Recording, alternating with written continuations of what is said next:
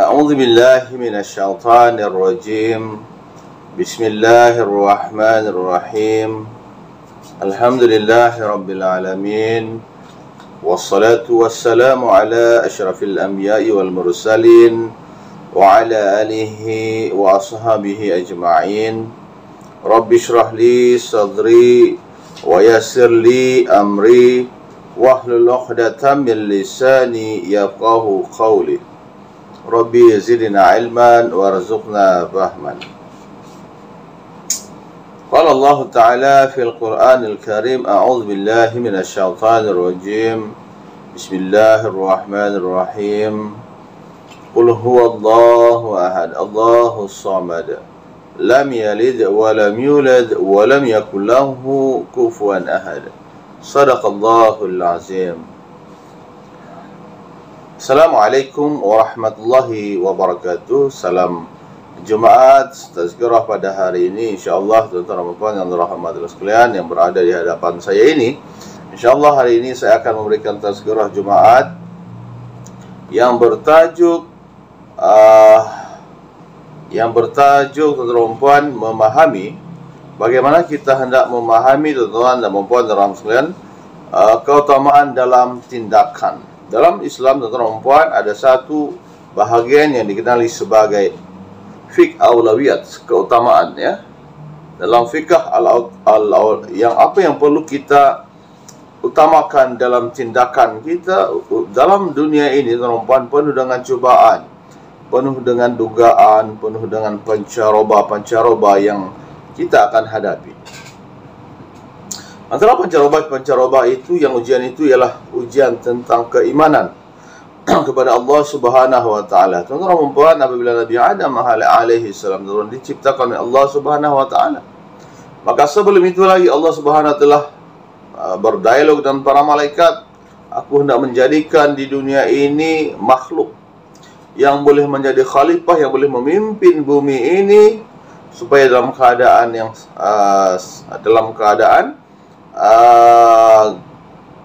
teratur, bumi teratur, tidak ada pencemaran dan sebagainya, tidak ada pergaduhan dan sebagainya, tidak ada pertumpahan darah, kata Allah Subhanahu wa taala.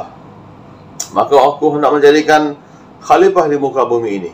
Masya Allah. Ya Allah, malaikat pun terkejutlah. Adakah Allah nak menciptakan sesuatu yang akan menumpahkan darah di muka bumi itu? Kata para malaikat, maka aku lebih tahu, kata Allah Subhanahu wa taala. Tuan-tuan dan puan yang dirahmati, maka diturunkan di muka bumi ini, diciptakan Nabi Adam alaihissalam, kemudian Nabi Adam alaihissalam diperintahkan turun ke bumi oleh Allah Subhanahu wa taala bersama dengan istrinya untuk mentadbir bumi ini. Yang mana Nabi Adam alaihissalam dan dengan istrinya adalah manusia yang sudah mempunyai ilmu pengetahuan, yang sudah mempunyai peradaban yang amat tinggi, tuan-tuan dan puan, hasil daripada berada di surga dan melihat apa-apa yang berada di surga Allah Subhanahu wa taala ini. Masya Allah. Maka apabila Nabi Adam alaihissalam berada di muka bumi ini, maka tahulah dia bahawa ini bukan surga, inilah dunia yang saya masih bekerja. Maka pencaroba banyak dugaan dan rintangan yang baginda Nabi Adam alaihissalam lalui di muka bumi ini. Keseorangan selama 40 tahun baru berjumpa, bermunajat dan berjumpa dengan isteri kesayangannya Siti Hawa. Masya Allah, kita punya datuk inilah. Maka tuan-tuan, setelah itu berlaku bertahun-tahun, beribu-ribu tahun, tuan-tuan, maka kita hidup dalam keadaan mempunyai kanun ataupun undang-undang di muka bumi ini. Setelah tercipta undang-undang, dan zaman sekarang, tuan-tuan, zaman akhir zaman ini, kita adalah umat Nabi Muhammad SAW yang akhir zaman, yang banyak sekali melakukan dosa-dosa, kesilapan yang telah dilakukan oleh umat-umat terdahulu, khususnya dalam tindakan-tindakan kita. Maka tuan-tuan, bagaimanakah Islam mengajar kita tentang hendak mendahulukan yang mana? Mendahulukan yang ini, ibadahkah? Mendahulukan syariatkah? Mendahulukan apakah yang hendak kita dahulukan? Maka tuan-tuan, Islam telah mengajar kita dalam surah At-Taubah ayat 19 dan 20 apa yang perlu kita buat. A'udzubillahi minasyaitonirrajim. Bismillahirrahmanirrahim. aj'altum siqayatal hajj wa imaratal masjidil harami kaman amana billahi wal yawmil akhir wa jahada fi sabilillah la yastawuna 'indallah wallahu la yahdil qawmaz zalimin. Alladzina amanu wa hajaru wa jahadu fi sabilillahi bi amwalihim wa anfusihim a'zamu darajatan 'indallah wa ulaika humul faizun. Shadaqallahul azim. Maksudnya, adakah kamu menyangka perbuatan memberi minum kepada orang-orang yang menunaikan haji dan memakmurkan Masjidil Haram itu sama seperti orang yang beriman kepada Allah dan hari akhirat serta berjihad pada jalan Allah? Allah bertanya, mereka yang bersifat demikian tidak sama di sisi Allah, dan Allah tidak memberikan hidayah kepada kaum yang zalim. Sesungguhnya orang yang beriman dan berhijrah serta berjihad pada jalan Allah dengan harta benda dan jiwa mereka, maka lebih besar dan tinggi derajatnya di sisi Allah. Maka mereka itulah orang yang berjaya. Masya Allah. Dalam ayat ini tuan-tuan, maka Allah telah menyeru kepada kita, yaitu aj'altum siqayata. Saya beritahu sini untuk penerangan maksud, siqayatal hajj wal imaratal masjidil haram. Adakah kamu menyangka, kata Allah Subhanahu wa taala, perbuatan tuan-tuan mau panjang rahmatullah. Pada zaman setelah Mekah menjadi tumpuan orang sebab untuk proses ibadah, ibadah dan ramai yang orang Arab disebabkan situ ada air Zam-Zam, maka ramai yang berada di situ, dan Mekah ataupun Ka'bah itu berada di situ sebelumnya Nabi Muhammad SAW menjadi Nabi. Maka apa yang dibuat tuan-tuan yang rahmat sekalian ialah orang-orang Arab ini, mereka menyediakan air minuman untuk mereka yang pergi beribadah, disitulah di Mekah sebelum Islam. Maka Allah beritahu, adakah kamu menyangka perbuatan orang Arab ini yang memberi minum kepada orang-orang yang menunaikan haji dan juga memakmurkan Masjidil Haram itu, kaman amana billahi wal yaumil akhir, sama seperti orang beriman kepada Allah dan hari akhirat. Allah bertanya, kamu ini kan, begitulah cerita dia. Rasulullah baca kepada orang-orang yang menyediakan air ini, yang mana mereka ini, adakah mereka ini beriman? Tidak, mereka tidak beriman kepada Allah SWT. Mereka cuma bekerja sebagai penyedia orang yang yang datang beribadah haji dan umrah. Wajahadu fi sabilillah, serta berjihad pada jalan Allah Subhanahu wa taala. Masya-Allah. Kemudian la yasauna 'indallah, mereka yang bersifat demikian tidak sama di sisi Allah. Allah beritahu, kamu yang menyediakan makanan untuk mereka yang datang haji dan umrah ini, yang kita lihat sekarang pun sama, orang-orang yang ada pekerja-pekerja yang menyediakan airan, sama juga yang dahulu pun sama. Cuma sekarang ini haji dan umrah itu sekarang ini dia lebih besar. Rasulullah beritahu kan, satu hari nanti sebelum kiamat nanti, tanda-tanda kiamat ialah, kamu akan lihat nih, bukit-bukit ini berlubang di bukit berlubang-lubang. Terkejut para sahabat, macam mana bukit ini boleh berlubang? Lihatlah sekarang di Mekah, Madinah, macam mana dia banyak terowong-terowong, laluan dia di situ. Itu nama tanda-tanda kiamat sebelum tanda-tanda kiamat kata Rasulullah SAW. Jadi kata Allah SWT, la yas'una 'indallah, mereka yang bersifat demikian tidak sama dengan Allah.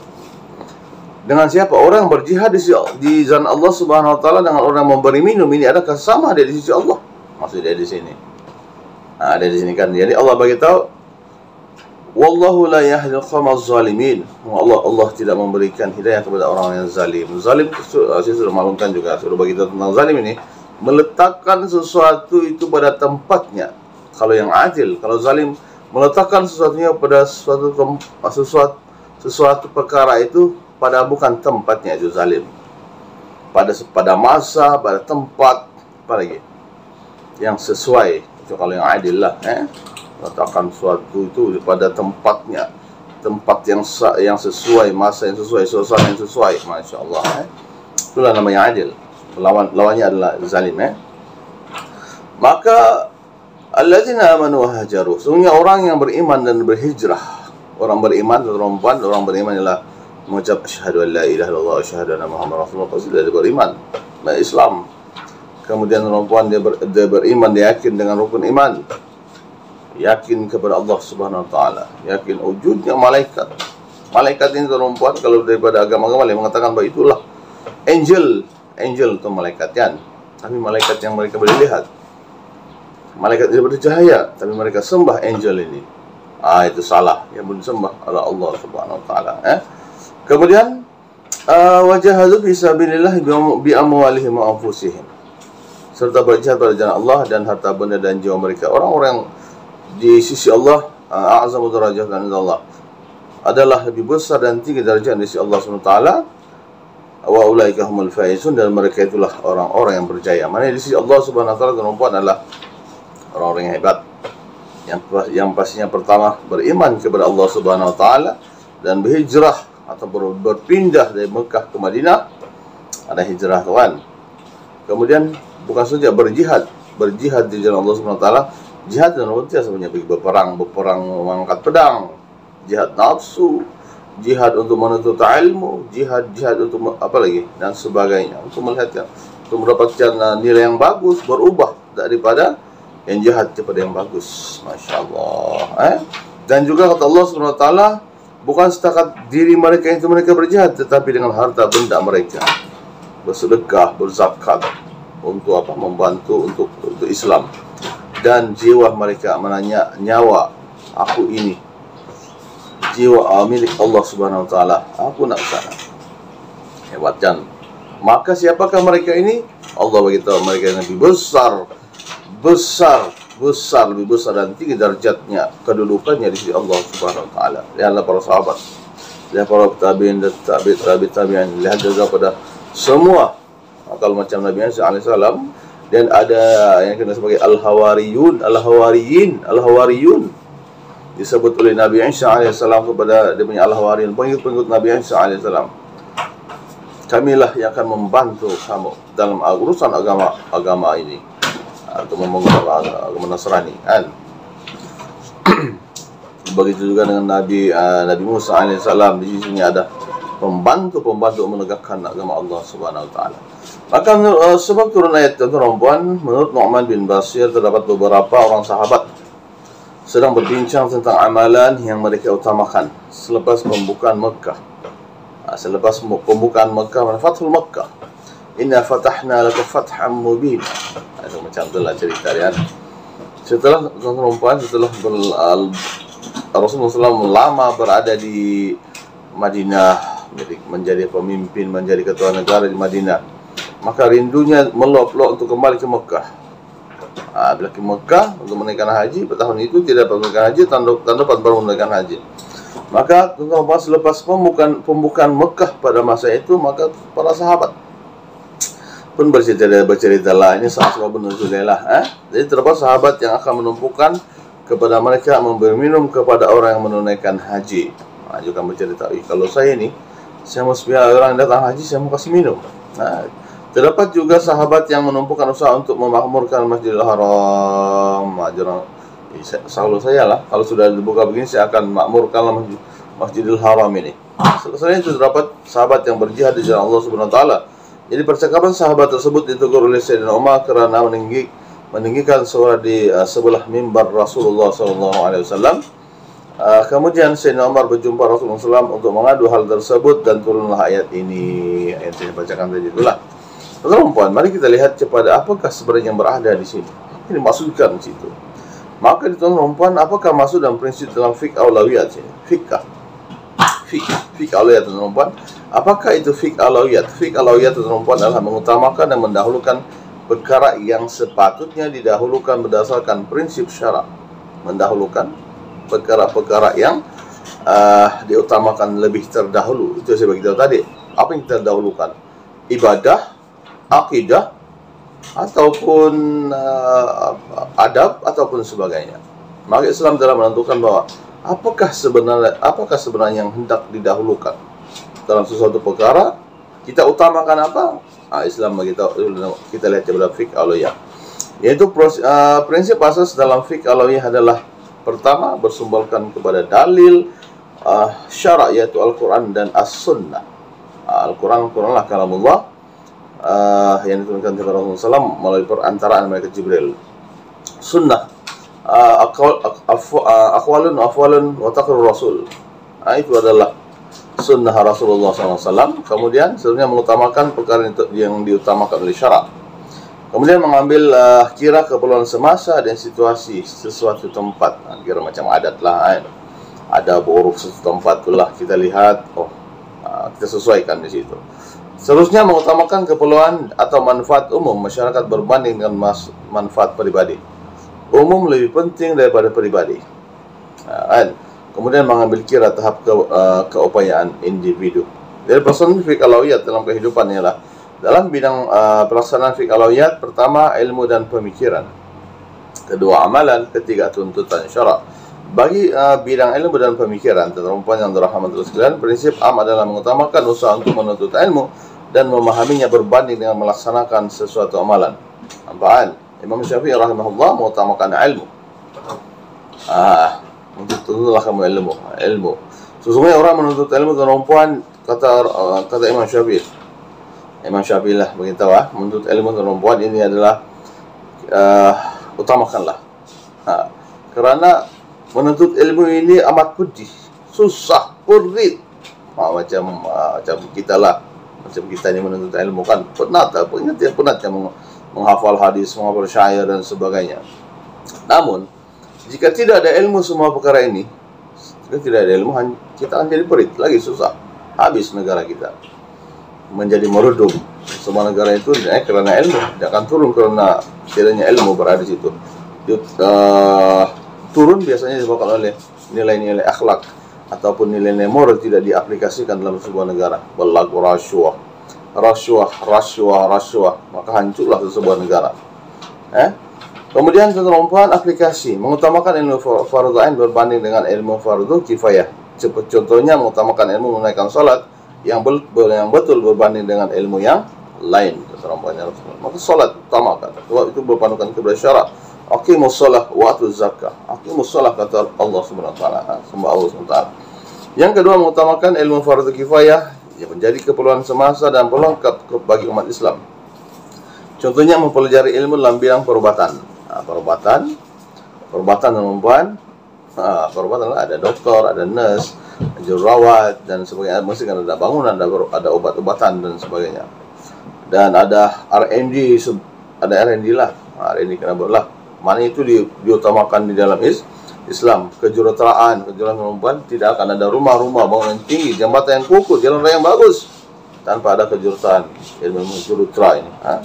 Dan juga tentang industri yang perlu dibangunkan bersumberkan kepada apa yang perlu diutamakan, pertanian dan sebagainya lah, industri kita ini, pertukangan dan sebagainya. Dalam bidang amalan dan perempuan yang adalah prinsip bagi dalam bidang amalan adalah mengutamakan amalan yang banyak manfaat kepada masyarakat berbanding amalan yang kurang manfaatnya. Mari kita lihat kepada aplikasi dia, yaitu mengutamakan amalan yang banyak manfaat kepada masyarakat berbanding amalan yang kurang manfaat. Contohnya amalan bersekolah berbanding dengan bersedekah.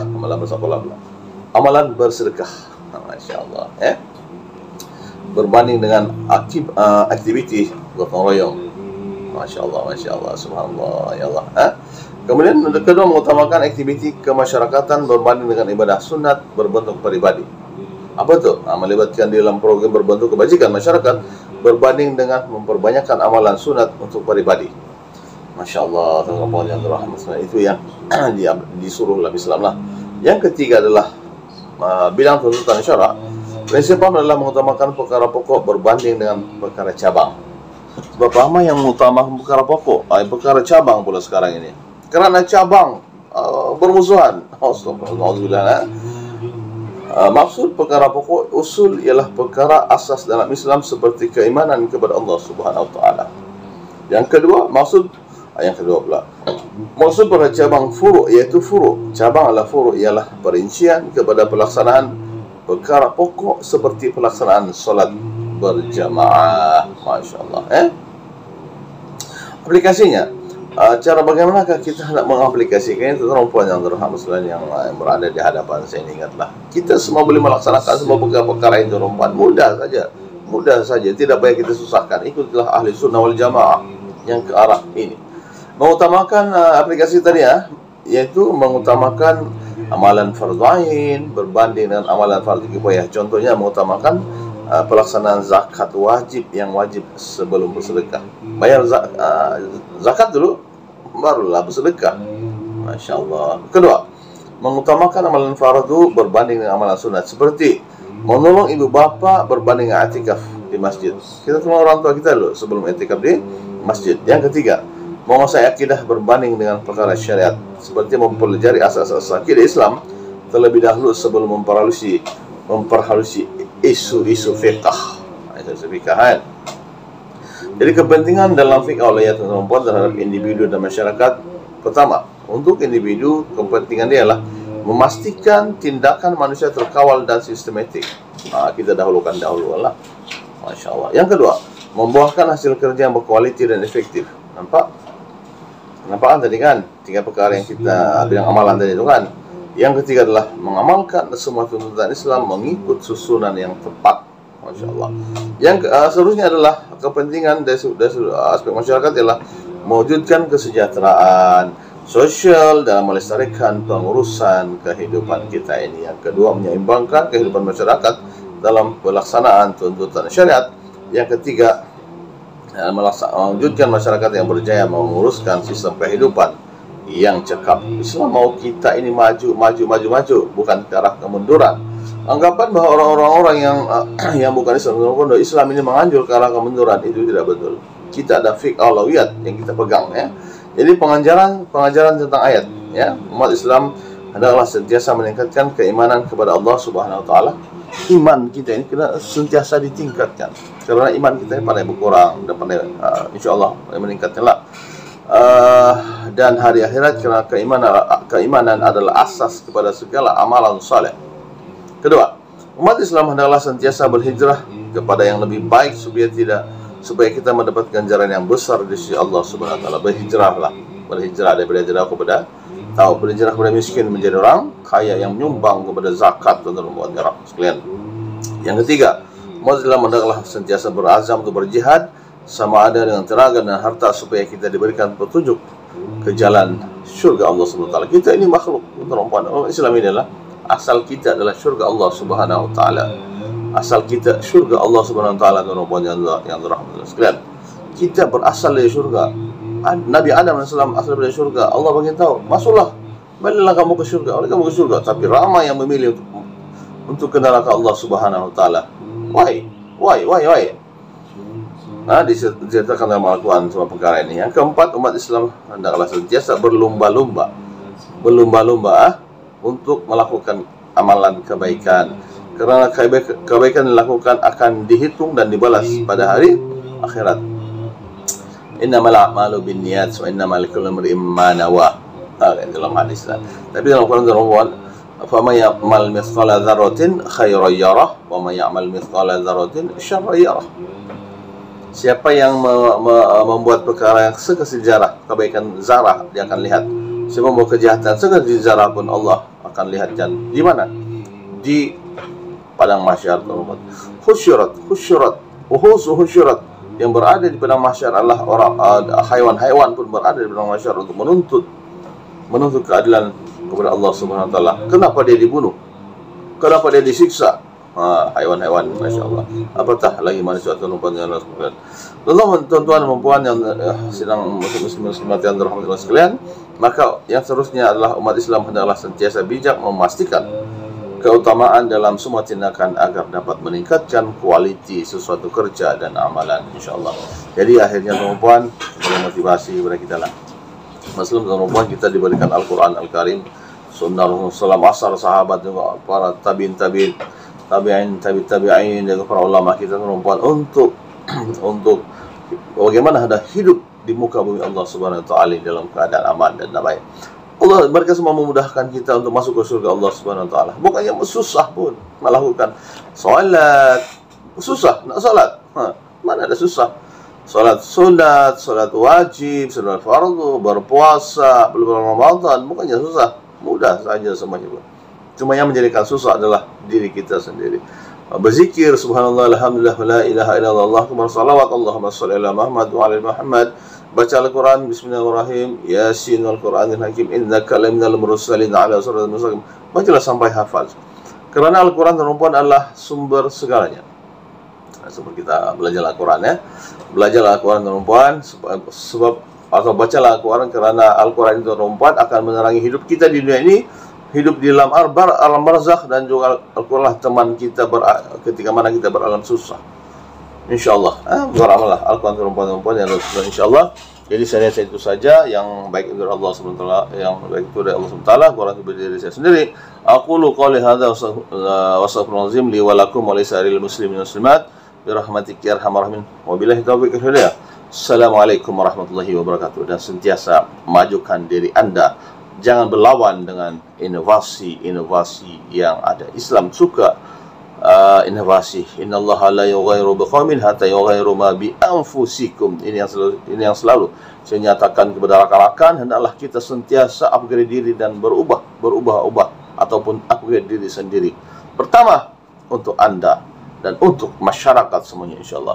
Sekian, terima kasih. Wabillahi taufiq wal hidayah. Assalamualaikum warahmatullahi wabarakatuh. Sekian, jumpa lagi.